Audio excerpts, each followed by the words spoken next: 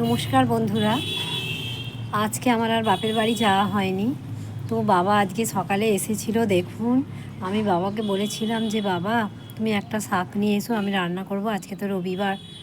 তো দেখুন আমার বাবা শাকগুলো কেমন করে বেঁধে গুছিয়ে আমাকে দিয়ে গেছে। দেখুন, পুঁই শাক দিয়ে গেছে, ডিমে শাক দিয়ে গেছে, তারপর এটা হচ্ছে বন্ধুরা নোটে শাক, তারপর দেখুন ধনে পাতা।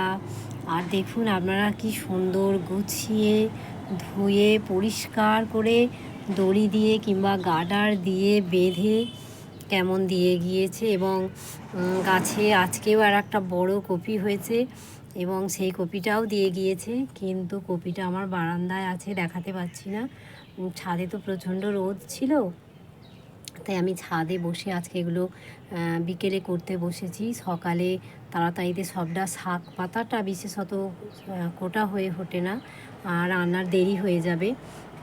তাই আমি শাক মানে যে কোনো একটা শাকই কুটে রাখবো, অন্যগুলো রেখে দেব। তো দেখাচ্ছি আপনাদের, দেখুন যে মানুষরা কত কত মানে শাক সবজি ভালোবাসে। উনি এতদিন টিচার থেকে অবসর নেওয়ার পর আপনাদের দেখিয়েছি আমি অনেক আগে যে কিভাবে উনি নিজের হাতে জল দেন, পরিচর্যা করেন, এই বয়সে এসে এখনও এত পরিশ্রম করেন। এবং সত্যিই তাই, সকালের দিকটা উনি একদম বসে থাকতে পারেন না, ঠিক নিজেকে কাজের মধ্যে ব্যস্ত রাখেন। সন্ধ্যের পর তো বয়স্ক মানুষ বলুন না, তাকে তো এবার ঘরের মধ্যে থাকতেই হবে, আর অতিরিক্ত ঠান্ডাও পড়েছে। যাই হোক, আমি দেখাবার আপনাদেরকে চেষ্টা করলাম যে আমার বাবা শাকগুলো কেমন যত্ন করে আমাকে আজকে সকালে দিয়ে গিয়েছে বাড়িতে। বাজারে এসেছিলেন ওষুধ টষুধ কিনতে, আর আমাকে একটু দিয়ে গেলেন। ঠিক আছে বন্ধুরা, আপনারা সকলে ভালো থাকবেন, সুস্থ থাকবেন এই কামনা করি।